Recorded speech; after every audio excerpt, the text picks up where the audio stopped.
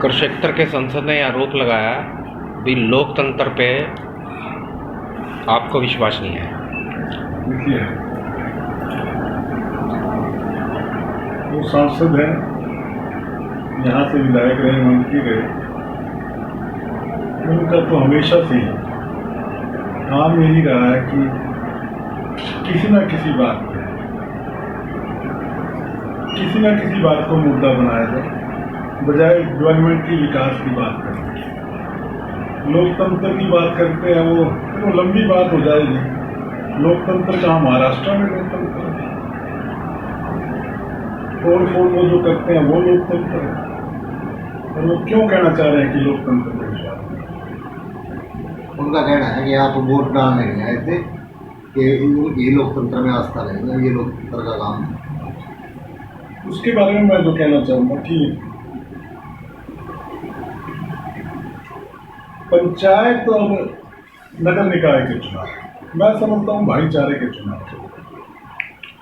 हमारी पार्टी ने फैसला लिया कि सिंबल के चुनाव नहीं होंगे, और यहाँ पे इस चुनाव को भाईचारे की नजर से देखते हुए जब कोई बड़ा नेता इंटरफेरेंस करता है तो लोगों में नाराजगी भी पैदा होती है और उसमें अपना स्वार्थ दिखाई देता है। मैं समझता हूँ एक स्वार्थ की, तुष्टीकरण की राजनीति वहाँ पे दिखाई देती है। और जहाँ तक नारायणगढ़ नगर निकाय का चुनाव है तो आप देखेंगे कि यहाँ पे मेरे दो मजबूत साथी, वफादार, पार्टी को समर्पित दो साथी चुनाव लड़ रहे थे। और उसके साथ साथ मैं आपको थोड़ा बताना चाहूँगा कि हमारे पास 3 उम्मीदवार थे जो चुनाव लड़ना चाहते हैं।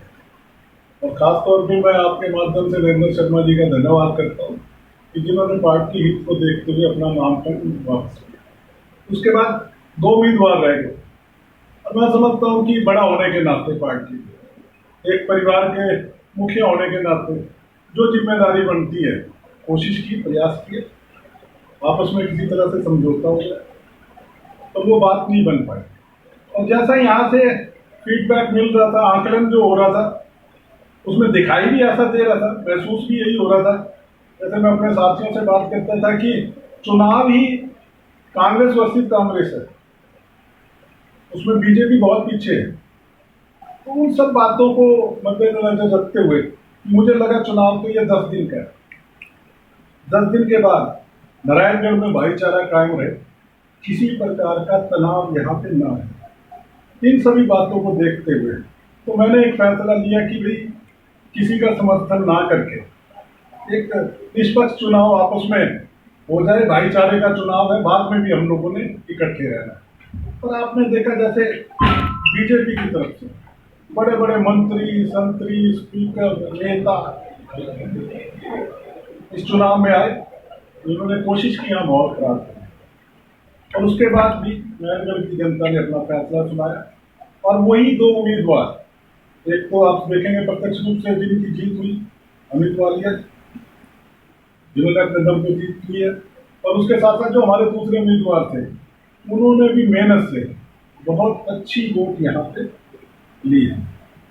और उसके बाद जो वो बात करते हैं कि भाई वोट नहीं डालनी, आप देखेंगे कि पिछला समय काफी राज्यसभा के चुनाव की बात थी, धरने की बात थी, और उसके बाद मेरे लिए बड़ा धर्म संकट था कि एक परिवार को जोड़ के रखा,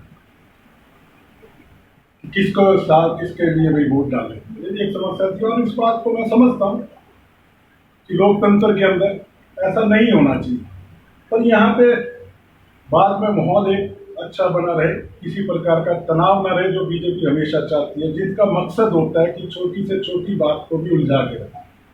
और मैं खास तौर पे आपके माध्यम से ये समझता हूँ कि भाई वोट डालना जरूरी है, वोट जरूर डालनी चाहिए। मैं ये नहीं कहता कि वोट नहीं डालनी चाहिए, वोट डालनी चाहिए, हम खुद कहते हैं, और ऐसा धर्म संकट था।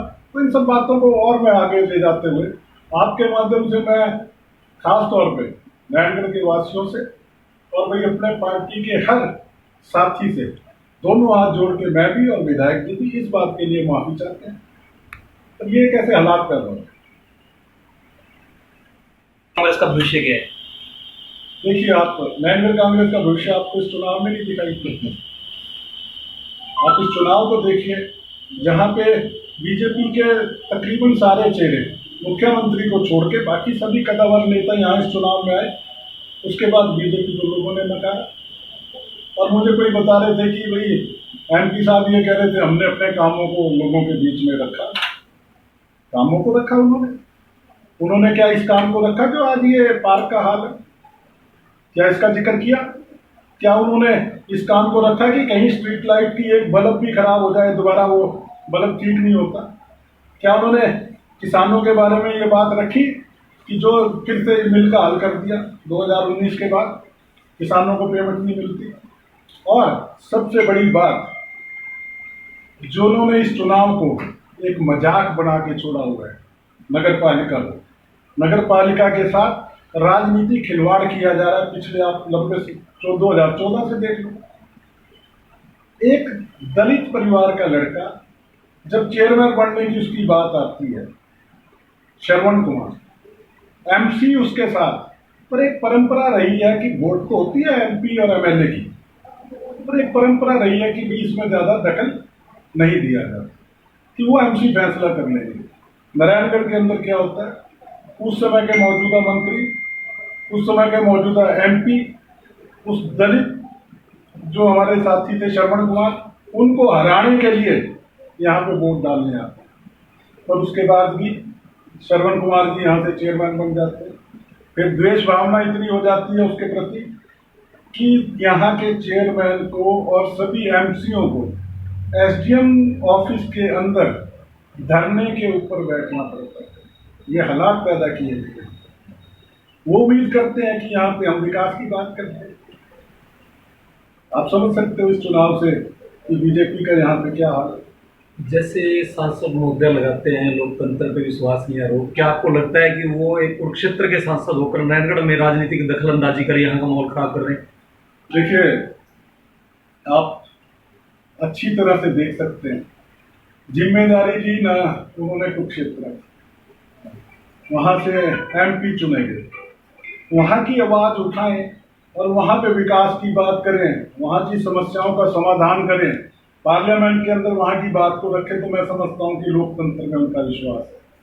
वहां ना छोड़ के जो यहाँ पे पिछले 5 साल में जो हालात पैदा किए थे, क्यों नारायणगढ़ से मुंह नहीं छूट रहा? क्या है ऐसा कि नारायणगढ़ में बार बार भाग के आते हैं? जो यहाँ पे माइनिंग के अंदर दोहन किया गया, जो यहाँ पे दखल अंदाजी हर जगह रखी गई, ये सब बातें हैं जो यहाँ नारायणगढ़ के अंदर उनकी दखल अंदाजी की जा रही है। ये लोकतंत्र है, इसको हम लोकतंत्र कहेंगे। यहाँ के जो मौजूदा विधायक हैं, शैली चौधरी, किसी बात को उठाती हैं तो उनको काम नहीं करने दिया जाता, ये लोकतंत्र। पर फिर भी मैं आपके माध्यम से नारायणगढ़ के सभी वासियों को, नारायणगढ़ को ये आश्वस्त करता हूँ कि विपक्ष में होने के बाद भी नारायणगढ़ के हकों की लड़ाई हमेशा लड़ी जाएगी और लड़ते रहेंगे। लोकतंत्र की बात करते हैं, मैं जिक्र करता हूँ आज कि यहाँ पे कुछ ऐसे मुद्दे होते हैं जिनमें पार्टीबाजी का सवाल नहीं होता। आपको यहाँ जिला बनाने की बात है नारायणगढ़, उस पर क्यों नहीं वो आके बात रखते? क्यों नहीं मुख्यमंत्री जी को जाके कहते कि नारायणगढ़ को जिला बनाया जाए? क्यों यहाँ ये सड़कों का हाल इतना बुरा है, क्यों नहीं उस आवाज को उठाते? सहयोग करना चाहिए विकास में, जनता तभी आपकी बात को सुनेगी। नहीं तो जो रिजल्ट यहाँ पे दिया सभी के घूमने के बाद, वही रिजल्ट बीजेपी का हमेशा। निकाय चुनाव के बाद पंचायती चुनाव हैं, वो नजदीक आए हैं, तो उसमें कार्यकारी अध्यक्ष के नाते आपके आगे जैसे क्या लगता है कि कांग्रेस की भूमिका रहेगी?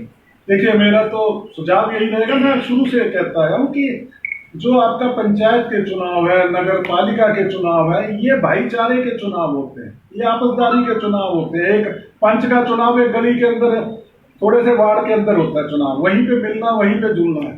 तो चुनाव के बाद वो बातें आगे नहीं आनी चाहिए, वहीं पे खत्म हो जानी चाहिए। तो ये भाईचारे के चुनाव है, इसमें पार्टियों को ज्यादा दखल अंदाजी नहीं रखनी चाहिए।